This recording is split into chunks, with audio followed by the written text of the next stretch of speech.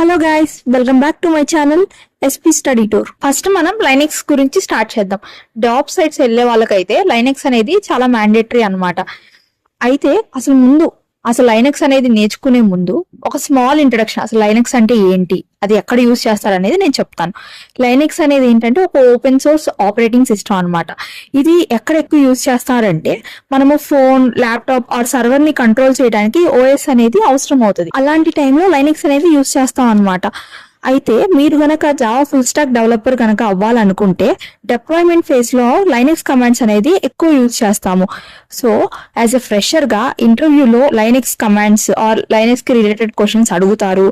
అవన్నీ A to Z videos నేను నా యూట్యూబ్ ఛానల్లో అప్లోడ్ చేస్తాను అన్నమాట. మీకు ఈ కోర్స్ కనుక యూస్ఫుల్ అయితే నా ఛానల్ ని సబ్స్క్రైబ్ చేయండి.